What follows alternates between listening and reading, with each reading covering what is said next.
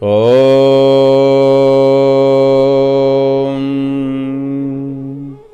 भूर्भुवस्वः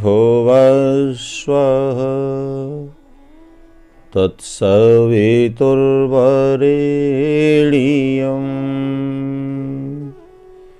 भर्गो देवस्य धीमहि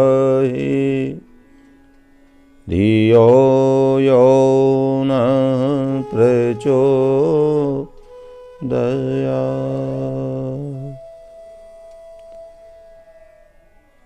जन्म जन्मांतरों की साधना के बाद, तप त्याग के बाद ईश्वर की असीम कृपा से हमें यह मानव का चोला प्राप्त हुआ है और इस चोले को प्राप्त करने का उद्देश्य है ईश्वर की प्राप्ति और उसका साधन है यज्ञ। जो व्यक्ति यज्ञ से जुड़ जाता है, जो व्यक्ति याज्ञिक बन जाता है, वह व्यक्ति अपने जीवन के उद्देश्य अर्थात ईश्वर को प्राप्त कर लेता है। इसी भाव को प्रस्तुत करते हुए सामवेद में एक सूत्र आता है। बहुत प्यारा सूत्र है और बहुत सरल है। वेद तो मीठी रोटी है, उसे जिधर से भी पकड़ोगे, जिधर से भी खाओगे, उधर मीठा ही मीठा प्रतीत होगा। सामवेद कहता है, मां प्रिगाम पथ वयम मां यज्जा इंद्र सोमनः मांतः स्त्रिनो अरायता। इस मंत्र में 3 पद हैं। पहला जो पद है, पहला जो चरण है, वह उस परमेश्वर के सामने उपस्थित होता है अपने भाव को लेकर, अपनी जिज्ञासा को लेकर। परमेश्वर से प्रार्थना करता है कि हे प्रभु, जो मुझे जन्म जन्मांतरों की साधना के बाद यह मानव का चोला, ये योग योनि मुझे प्राप्त हुई है, क्या कोई ऐसा भी उपाय है जिसके माध्यम से मैं और आगे से बढ़ सकूं, पीछे न लौटूं। मानो भक्त की पुकार को उस परमेश्वर ने सुन लिया है और इसका समाधान देते हुए मंत्र के दूसरे चरण में कह दिया, मां यज्जा इंद्र सोमना। इंद्र शब्द यह आत्मा के लिए आया है और मानो परमेश्वर इसका समाधान देता है कि हे इंद्र, हे आत्मा, हे मनुष्य, तू अपने जीवन को आगे ले जाना चाहता है, अपने अंतिम लक्ष्य तक तू जाना चाहता है, मुक्ति मोक्ष आनंद को प्राप्त करना चाहता है, तो मैं तुझे एक उपाय देता हूं और वह उपाय है तू यज्ञ से परे न हो। मां यज्जा इंद्र सोमना। तू शांति के अभिलाषी, तू यज्ञ से परे मत हो। परंतु जिज्ञासा है, भक्त की जिज्ञासा है, प्रश्न करता है, अपने से पूछता है कि यज्ञ क्या है, यज्ञ की परिभाषा क्या है, यज्ञ कैसे करें। तीसरा चरण इसका समाधान देता है और कहता है, मांतः स्त्रिनो अरायता। अरायत शब्द तीसरे चरण में यहां पर आया है, अर्थात अपने अंदर से हम अरायत शब्द को हटा दें।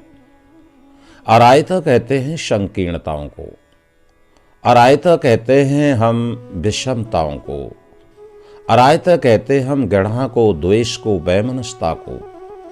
अर्थात हमारे अंदर जो संकीर्णता है, विषमता है, राग है, द्वेष है, उसे हम हटा दें। जब हमारे अंदर से, हमारे अंतःकरण से, कहना चाहिए अंतःकरण, जो उसके अंदर से हमारी ये संकीर्णता, मलिनता हट जाएगी, तो हमारा जीवन जो है पवित्र बन जाएगा, अर्थात याज्ञिक बन जाएगा। और इसी भाव को व्यक्त करते हुए कहा, भवाग्ने सुमना उपेतो सखेव सखे पितरेव साधु पुरुद्रोह छितयो जनानाम प्रत प्रतीचि दहिता आराती। अर्थात हमारे मानव के बीच में जो संकीर्णता है, विषमता है, उसे छीण कर दो, नष्ट कर दो, मिटा दो, तो निश्चित रूप से उस परमेश्वर जो हमारा सखा है, जो परमेश्वर हमारा पिता है, माँ है, जो पिता की तरह हमें प्यार देता है, दुलार देता है, वात्सल की वर्षा करता है, वह निश्चित हमारे ऊपर कर देगा। इसलिए इसको हटा देना ही यज्ञ है। हम जो ये भौतिक यज्ञ करते हैं, अभी आपने इस भौतिक यज्ञ को किया है, ये बहुत प्यारा है, ये अच्छा है, परंतु ये अभ्यास के लिए होता है। बंधुओं, आत्मा की दो ही तो गति होती हैं, और वो दो गति, एक तो पहली गति यह है कि हम आत्मा को रक्त के स्थान से हटा करके हम जो है प्रेम का, त्याग का रिश्ता अपनाना शुरू कर दें। जब तक हमारा खून का रिश्ता रहेगा, आत्मा का रिश्ता नहीं रहेगा, तो हमारा जीवन याज्ञिक नहीं बन सकता है। अर्थात आरायत शब्द पर गहराई से हम जब विचार करते हैं तो आत्मा की उन्नति का साधन, आत्मा की उन्नति तभी हो सकती है जब आरायत शब्द हमारे अंदर से हट जाएगा। अर्थात पहली आत्मा की उन्नति यह है कि हम खून के रिश्ते को त्याग दें, हटा दें, आत्मा का रिश्ता मानने लग जाएं। इसका भाव संक्षिप्त में मैं कहना चाहूंगा कि जब तक व्यक्ति खून का रिश्ता मानता है कि ये मेरा माँ है, ये मेरा पिता है, ये मेरा भाई है, ये मेरा कुटुंबी है, परिवारीजन है, ये मेरी बिरादरी का है, ये मेरे गांव का है, ये मेरे मोहल्ले का है, तो उसके अंदर से आरायत शब्द नहीं जा सकता है, उसके अंदर से संकीर्णता, विषमता नहीं जा सकती है। इसलिए शास्त्र कहता है, दर्शन कहता है, ईश्वर की वाणी कहती है कि हे मानव, तू अपने आत्मा का विकास चाहता है तो तू खून के रिश्ते से हटकर आत्मा का रिश्ता मानना शुरू कर दे। अर्थात आत्मा का रिश्ता, जैसे मेरे में आत्मा है, वही चींटी में है, वही हाथी में है, वही चांडाल में है, वही कुत्ते में है, वही बिल्ली में है। अर्थात जो मैं चाहता हूं, कहना चाहिए, वही दूसरे लोग भी चाहते हैं। उतना प्यार दुलार मैं दूसरे से चाहता हूं, वही प्यार दुलार दूसरा भी चाहता है। इसलिए भगवान कृष्ण से अर्जुन ने पूछा कि धर्मात्मा कौन है, विद्वान कौन है, ईश्वर भक्त कौन है? तो भगवान कृष्ण ने अर्जुन को यही तो कहा, विद्या विनय संपन्ने ब्रह्मणे गभहस्तनी सुन चैव स्वपाके च पंडिता समदर्शन। अर्थात जो समदर्शी हो जाता है, एक विद्वान ब्राह्मण में, जो वेदों का पंडित है, उसमें भी, एक चांडाल में, गौ में, हाथी में, कुत्ते में, जब एक जैसी आत्मा को देखता है, खून के रिश्ते से हट जाता है, आत्मा का दिग्दर्शन करने लग जाता है, तो वही तो पंडित होता है, वही तो विद्वान होता है, वही तो भक्त होता है, वही तो धर्मात्मा होता है। इसलिए आरायत शब्द को हम अपने जीवन से भगाने का अगर प्रयास करते हैं तो इसका का अभ्यास करें। और इसे साधारण भाषा में अगर हम कहना चाहते हैं, अपने जीवन में हम लाना चाहते हैं, यज्ञ को अपने जीवन में प्रतिष्ठित करना चाहते हैं, तो जो व्यवहार हम अपने लिए दूसरों से चाहते हैं, वही व्यवहार हम दूसरों को देना शुरू कर दें। यही आत्मा के विकास की पहली सीढ़ी है। इसी को यीशु ने कहा, बाइबल में यीशु ने इसी को तो कहा, behave other as you want, behave by others. और इसी को हमारे शास्त्रों ने कहा, आत्मनः प्रतिकूलानि परेशान समाचरे। संसार में सबसे बड़ा अगर कोई धर्म है तो वो ये यज्ञ है, और वो यज्ञ यही है कि हम खून के रिश्ते से हटकर आत्मा का रिश्ता परोसना शुरू कर दें। इसी भाव को व्यक्त करता करता जब याज्ञिक पूर्ण अभ्यासी हो जाता है तो उसके अंदर से आरायत शब्द हटने लगता है, वो यज्ञ शिष्टांशी होने लगता है। यज्ञ शिष्टांशी का भाव भी यही होता है। जब याज्ञिक यज्ञ शिष्टांशी बन जाता है तो उसके सारे कष्ट क्लेश दूर होने लगते हैं। भगवान कृष्ण ने गीता के 3 अध्याय में इसी भाव को व्यक्त करते हुए कहा कि दुनिया के लोगों, सोचो, विचार करो।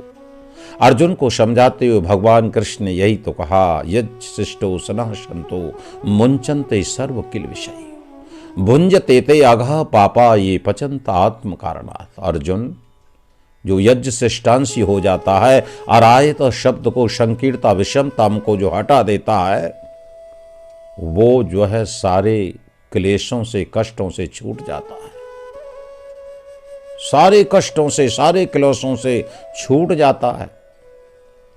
और जो केवल और केवल अपने लिए जीता है, अर्थात संकीर्णता में जीता है, वह व्यक्ति तो जो है पापी हो जाता है।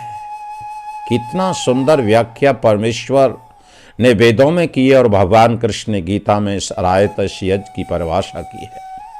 इसलिए हम यज्ञ श्रेष्ठांशी बने, हम अकेलेपन में जीने का अभ्यास न करके विस्तार से जीने का अभ्यास करें। बस यही सूत्र का भाव है, यही जीवन जीने की कला है। और दूसरा क्या है? ईश्वर को सर्वत्र मानना। आत्मा के विकास की दूसरी जो सीमा है वो ईश्वर को सर्वत्र मानना। आज मैं आपसे पूछने लगूं कि आज से 20 साल पहले मंदिर ज़्यादा थे कि आज ज़्यादा है? मैं आपसे पूछने लगूं कि आज से 20 साल पहले भक्त ज़्यादा थे कि आज ज़्यादा है? परिक्रमाएं अधिक हो रही हैं, तीर्थ बहुत ज़्यादा हो रहे हैं, मंदिर अनेक बन रहे हैं, कीर्तन ज़्यादा हो रहे हैं, यज्ञ ज़्यादा हो रहे हैं, परंतु उसी अनुपात में पाप बढ़ रहा है। इतना पाप, इतना दुराचार, इतना कहिए अनर्थ हो रहा है कि समाज में कहीं सुख शांति नहीं है, क्योंकि आज हमसे यज्ञ दूर हटता चला जा रहा है। इसलिए आत्मा के विकास की दूसरी अगर कोई सीमा है तो विस्तार है, तो वो यह है कि हम ईश्वर को सर्वत्र मानने लगे। जब भक्त ईश्वर को कण कण में देखना शुरू कर देता है तो फिर वो याज्ञिक हो जाता है, उसके अंदर से संकीर्णता हट जाती है। वो कहने लगता है तत्र को मोह कह शोक एकत्व मनु पश्यति। उसके अंदर से शोक मोह नष्ट हो जाता है, संकीर्णता मिटने लगती है, विस्तार होने लगता है। और उसके हृदय का विस्तार होता होता वह यज्ञ की परिभाषा में कहने लगता है ओम मह पुनात हृदय। हम तो परमेश्वर से प्रातःकालीन ब्रह्म यज्ञ में यह प्रार्थना करके चलते हैं कि प्रभु मेरा हृदय विशाल हो, बड़ा हो। और यही अग्निहोत्र में देव यज्ञ में हम प्रार्थना करते हैं। जब हम अग्नि ध्यान करते हैं तो वहाँ भी यही कहा जाता है ओम भूर्भुवस्सुः द्यौ इव भूम्ना पृथ्वी इव बरिमणा। आपने इस मंत्र को न जाने कितनी बार सुना होगा, कितनी बार बोला होगा और कितनी बार पढ़ा होगा, परंतु आपने इस आत्मा को, इस मंत्र की आत्मा को नहीं सुना। ये मंत्र भी यही कहता है कि हम अपने अंदर से अरायत संकीर्णता विषमताओं को हटाएं। मेरा हृदय, जब ये यज्ञ कब होगा, आपका देव यज्ञ कब पूर्ण होगा, आपका ब्रह्म यज्ञ कब पूर्ण होगा, आपका जीवन कब सफल होगा, कब धन्य होगा, कब सार्थक होगा? जब आपका हृदय विशाल होगा। द्यौ इव भूम्ना, आकाश की भांति विशाल और पृथ्वी की तरह सहिष्णु गंभीर हो जाओगे।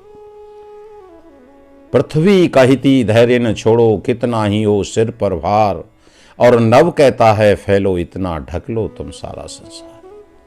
इसलिए बंधुओं, मैं आपसे कहना चाहता हूं कि आप अपने जीवन में से यज्ञ को लाओ, और यज्ञ को जब आप अपने जीवन में लाओगे तो भगवान कृष्ण के शब्दों में, ईश्वर की वेद वाणी के शब्दों में आप अक्षरतः अपने इस परम लक्ष्य मुक्ति मोक्ष आनंद तक पहुंच जाओगे। आपका जीवन सफल हो जाएगा। और इसका जो साधन है, ये संकीर्णता को हटा करके आत्मा के रिश्ता, अर्थात हम आत्मा को विस्तार करते करते करते करते समस्त संसार में अपने समान व्यवहार करना सीख लेंगे। संसार में ईश्वर को कण कण में व्याप्त होना जांच लेंगे, क्योंकि वेद भगवान कहते हैं ईशावास्मिदं सर्वम यत्किंच जगत्याम जगत ओतस्य प्रोतस्य विभु। वह ईश्वर कण कण में रमा हुआ है, घट घट में व्यापक है। मैं एक साधारण सा सरल सी बात आपसे कहता चलूं। आपने देखा होगा, आपने स्वयं अनुभव किया होगा, जब आप रास्ते से गुजरते हैं और कोई व्यक्ति गुजरता है, बड़ी मस्ती के साथ चला जा रहा है, परंतु जैसे ही मार्ग में कहीं उसे कोई मंदिर दिखाई देता है, कोई मूर्ति दिखाई देने लगती है, तो सहसा रुक जाता है, चाहे वो पैदल है, चाहे वो साइकिल पर है, चाहे बाइक पर है, चाहे 4 पहिए की सवारी पर जा रहा है, रुकता है, हाथ जोड़ता है, शीश झुकाता है और फिर आगे चल देता है, फिर मस्ती के साथ झूमता हुआ जाता है। कारण इसका कारण यह है कि उसने समझ लिया कि यहाँ इस देवालय में, इस मंदिर में, इस मूर्ति में भगवान है, तो वहाँ रुकता है, शीश झुकाता है, हाथ जोड़ता है और क्षण मात्र के लिए उसके विचार बदल जाते हैं। मैं कहना चाहता हूं, परंतु वही विचार, वही भाव जब ईश्वर को कण कण में मानने पर अगर मानने लग जाए तो वही भाव उसके निरंतर बने रहेंगे। इसलिए बंधुओं, हमारे यहाँ ये प्रार्थना की जाती है, त्वमेव माता च पिता त्वमेव बंधुश्च सखा त्वमेव, अर्थात वो ईश्वर मेरा पिता है। तो हम पिता में उस ईश्वर का दर्शन करें, अपनी माँ में ईश्वर का दर्शन करें, अपने मित्र में ईश्वर का दर्शन करें, हम अपने धन में, अपनी संपत्ति में उस ईश्वर का दर्शन करें, अर्थात वो ईश्वर की मूर्ति है। सृष्टि के कण कण में हम उस ईश्वर का दर्शन करें। ईश्वर का विष्णु कर्माण पश्यति यतो व्रतान पस्पसे। तुम उस ईश्वर को देखना चाहते हो, उसका दर्शन करना चाहते हो, तो उसके कर्मों को देखो। जो प्रत्येक नियम में बंधे हुए हैं वो ईश्वर को दर्शा रहे हैं। इसलिए मैं अधिक न कहता हुआ आप लोगों को यह आगाह करता हूँ कि माँ प्रगम पथ वयम मा यज्जा इंद्र शो मनः मानतः स्तरनो वरायता। हम इस सूत्र को अपने जीवन में लाएं, और जब ये सूत्र हमारे जीवन में आ जाएगा तो जैसा यज्ञ का अर्थ लोग करते हैं, विद्वान लोग करते हैं, यास्क मुनि ने भी इसका किया है, देव पूजा संगति कर्ण दानेशु। अर्थात इन देव पूजा संगति कर्ण दानेशु कब आएगा हमारे जीवन में?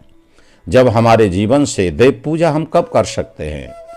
जब हमारे अंदर से अहंकार चला जाएगा, अर्थात अहंकार रूपी अरायत शब्द हमारे अंदर से हट जाएगा, तो हम देव पूजा करने लग जाएंगे। देव पूजा का अगर कोई विरोधी है, देव पूजा मनुष्य कब नहीं करता है? जब उसके अंदर अहंकार पैदा हो जाता है। और अहंकार कब पैदा होता है? जब उसके अंदर अरायत शब्द आ जाता है, संकीर्णता आ जाती है, विषमता आ जाती है, राग द्वेष आ जाता है, तो उसके अंदर अहम आ जाता है, और अहम आ जाता है तो उसकी देव पूजा समाप्त हो जाती है। और संगतिकरण जब चला जाता है, जब स्वार्थ आ जाता है। स्वार्थ जब हमारे जीवन में आ जाता है तो यज्ञ से हम दूर हटने लगते हैं, हम संगतिकरण को तोड़ देते हैं। आपने देखा होगा, अपने छोटे से स्वार्थ के लिए नेता बड़ी बड़ी पार्टियों को तोड़ देते हैं। छोटे से स्वार्थ के लिए भाई भाई से लड़ जाता है, परिवार के संगठन को तोड़ देता है, क्योंकि वो अरायत शब्द को भूल जाता है। इसलिए हम अपने स्वार्थ को, हम अपने अहंकार को, और तीसरी दानेशु हम दान कब करना भूल जाते हैं? जब हमारे अंदर कृपणता आ जाती है, कंजूसी आ जाती है, तो हम उसको भूल जाते हैं। इसलिए हम अपने जीवन में देव पूजा करना चाहते हैं तो अहंकार को मिटा दें। दुई का पर्दा पकड़ गले में ले आंसुओं का डाला। हम जो है मैं को भुला करके अहम में बदल दें, अहम को करते करते वयम में बदल दें, तो निश्चित है हमारे जीवन का कल्याण हो जाएगा। और ईश्वर ने जो हमें यह मानव का चोला जन्म जन्मांतरों की साधना के बाद दिया था, उस लक्ष्य की प्राप्ति, ईश्वर की प्राप्ति यज्ञ के माध्यम से हम कर सकेंगे। इन्हीं शब्दों के साथ आपका बहुत बहुत धन्यवाद। ओम शम।